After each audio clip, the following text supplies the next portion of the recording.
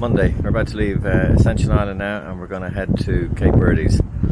Had a great time in Ascension. We were here since I think Saturday morning. Had a nice couple of hikes and walks, and small population, less than 1,000 people here. It's a military base really. One little port, but they were unloading a fair few supply ships and stuff like that, so it was a bit tricky getting in and out. But anyway, we had a lovely time. Turtles were amazing, nesting on the beach, and we couldn't swim unfortunately because of the sharks. But still, it was lovely and warm. But I think we're ready to get going again, get back out to sea. So yeah, we'll hopefully get some nice shots on the way. We'll be going through the Doldrums this time, so yeah, that could be a bit tricky. A couple of days motoring maybe, but let's see. See you later. Are we gone? Yes. Where will we go? We're no longer attached to Ascension Island. Do you see the red line pop up now? The red line pub. White Tower. We are now departing. Oh, very, very upset, yeah. Okay, the red line.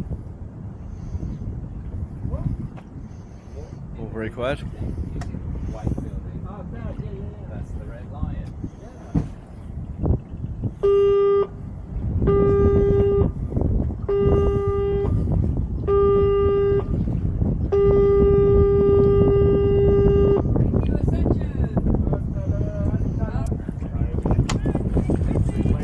Same to you!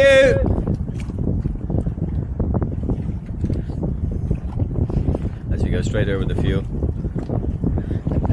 Fuel line. Whoops! Sorry.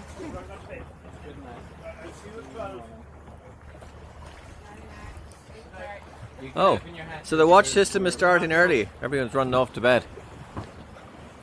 It's only 7 in the evening. He's had too many candies. He's made himself go sick. Trade wind sails up.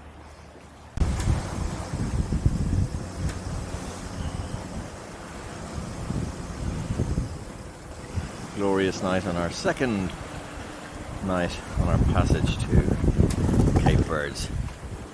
All nice plain sailing on the way to the Doldrums.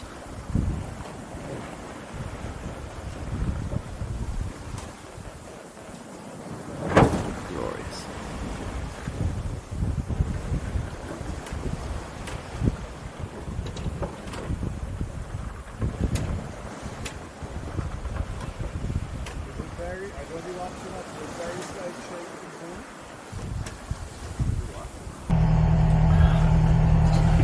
Hi guys. Well, just wanted to show you where we were today. We're smack in the Doldrums, and I'd say we probably have another 2 days of it here. You can see us here. We are 5 days into what's probably going to be a 10-day trip from Ascension Island right up to Cape Verde's up here, and we're going to have no wind, I'd say, for another 2 days, and then the wind is going to be against us. Look at that, lovely. But we're trying to go into here to tie ourselves up for a nice beat all the way across Cape Verde. So we're going to be against currents here and winds. Hopefully they'll be kind to us, but that's just the way it is. We've done about just under 600 miles so far, and it's about a 1,500 mile passage. So 10 days is probably what it's going to be. We're getting quite a few squalls, thunder, a lot of lightning last night, so that was interesting. But yeah, we survived. We turned everything off and put everything in the microwave, as you do. And other than that, no ships around, all very quiet. You can see the squall on the radar in orange. So we're just about to hit it.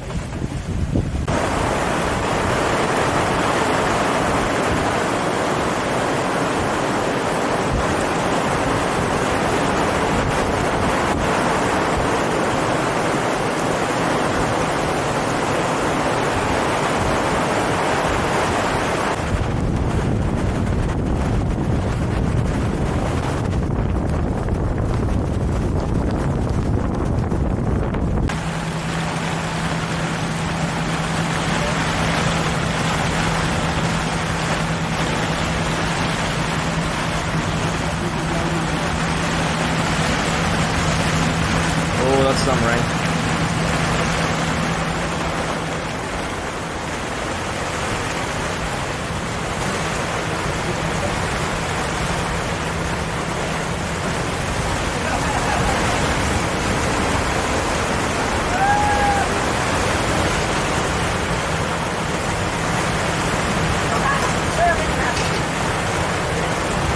all quiet now. I guess we're gonna have a few more. Getting close to the equator. Some people are thinking of swimming. The wind is gone and it's nice and calm. There you can see it behind us.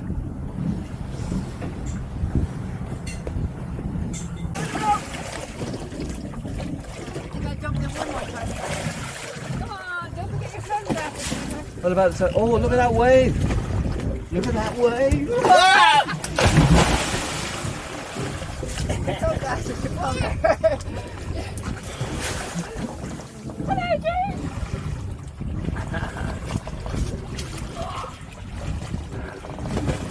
Sunglasses on. One more jump, Parsnip. Come on, lads. Oh wow!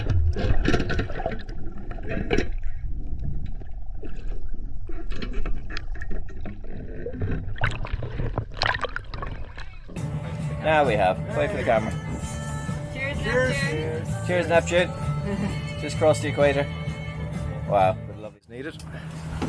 Parasails are going up, so we can have the snoozing Careful. section. Copy now. Another day in the doldrums. Breakfast by James. Look at that. Magic. So, exercise classes have just started. I'll give you a little taste as we get into it and the music builds up. This is boredom on the way to the Cape Verdes on Route 2, eh? Look at that. We've even got our Swedish friend Par involved. Meanwhile, back in the gym,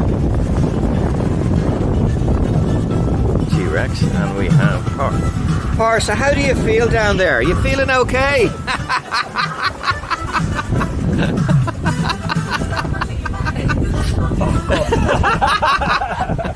Beep, beep!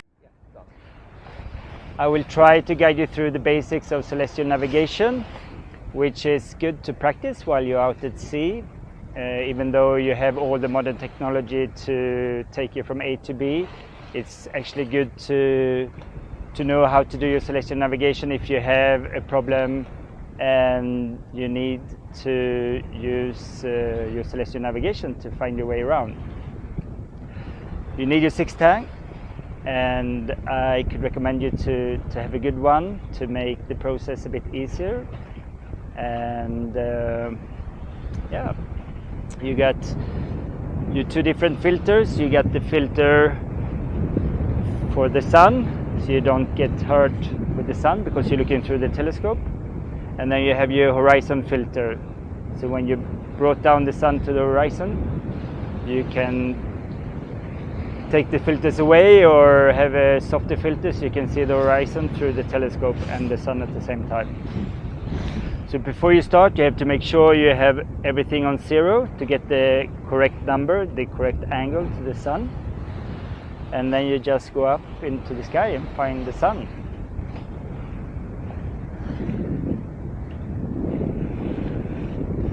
So we have a bit of a cloud, so I'm gonna change my filter to a softer one.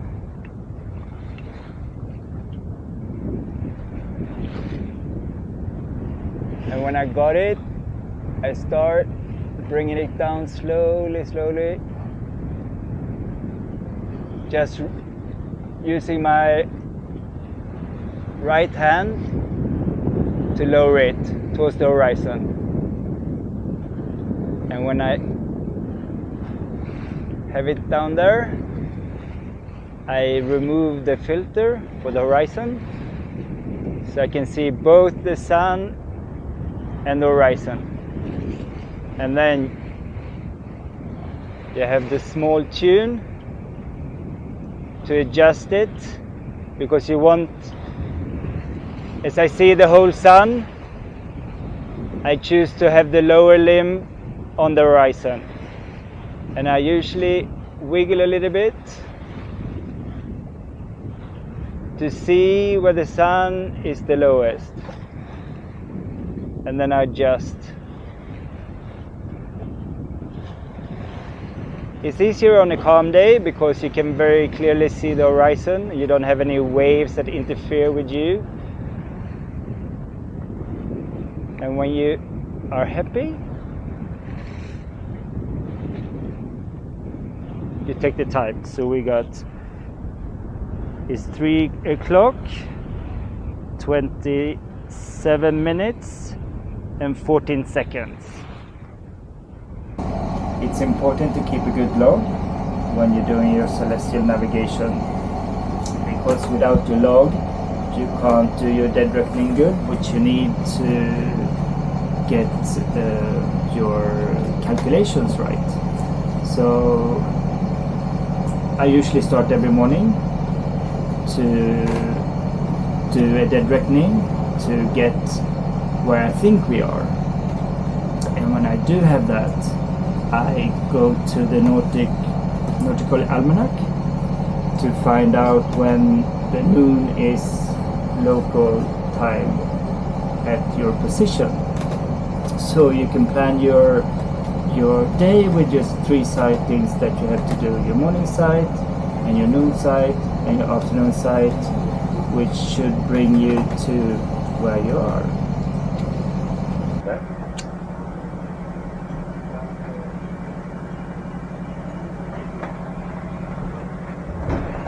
Well, so we have our morning sight, afternoon sight, and the meridian passage. We've done all the calculation, and they are quite similar. The morning sight and the afternoon sight will give you your position line, and the noon sight will give you your meridian passage, which is your latitude, who lines up with the morning and the afternoon sight, which are your position lines. If you find your way around in the books, the calculation is actually quite easy.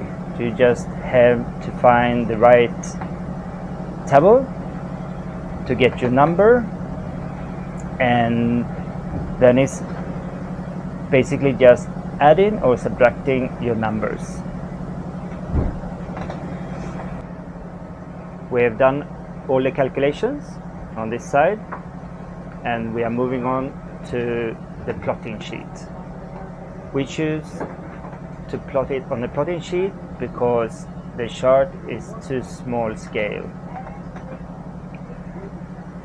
So what we do here is we're transferring all the data from our calculation on the other side of the sheet, and we start with the morning sight and plot our chosen position, and then we continue by drawing our angle to the sun. After that, we move on to our intercept, which tells us the difference between our dead reckoning and the sighting. We repeat the same procedure with our afternoon sight to get the afternoon position line number 2, and then we add the noon sight, which is our meridian passage, which is also our latitude.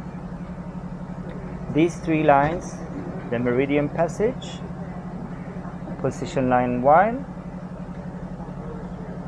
position line 2, will create a triangle on your plotting sheet, and you are somewhere in this triangle. So if you did all your calculations good and your sightings are good, you are somewhere in this triangle. I always try to find the center of the triangle because we don't know where we are, so I try to find the center of the triangle, and that's your fix, your position. Alright, that was very interesting. Thank you very much. Yes. And maybe just give us some tips on, how to get better and better at doing this, because everyone shies away from it because, it looks complicated, sounds complicated, and the whole thing is really trying to make it simple. So any tips for people trying it? I would say play around with it, be patient. I mean, the calculation is not really difficult. Maybe you struggle with the minutes and the seconds and the decimals, but when you all get that right, it's not that complicated. It's just adding and subtracting, and you are allowed to use your calculator. I think the most complicated thing is to actually find the right table, to know where to go and look for your numbers. But as soon as you find your way around in the books, it shouldn't take more than 10 minutes to do the calculations of one site. Okay. And it could be also when you're out there on deck in the waves, it's moving, you're trying to get the sun down, maybe you can't see it, you can't find it, you have a cloud. But if you actually do your practice, you get good at it, and it's also quite straightforward act. And I could also recommend everybody to have fun with it. You know, it's quite cool. You actually master the sun, and it also makes you think how everything is coming together, because really you're also working from Greenwich, so it's all united. And if you do this while you're sailing, you have a fun couple of hours, and you can also check how good you are with your actual position from your digital navigation. Yeah. So you can, when you finish, you have your fix, you have your numbers, you have your latitude, you got your longitude, Yeah. and then you can go to your chart and see where you were at noon. And if the numbers coming together, you can rely on your work. So if you have a failure in the future, you can trust your calculations and your work. And don't be afraid. It's difficult to get like a spot on fix, but it can vary up to 60 degrees. And I would say if you off more than 60 degrees, maybe you should fine tune your sighting with the sextant, or be more careful with your calculation. Okay. So I get the feeling it's repetition, practice, Yes. and enjoy it as you do it. Yes. And then as you go along, you can go deeper into the technical thing about it with a textbook. Brilliant. Well, Par, thank you very much. Thank you. And happy plotting. Yeah, thank you.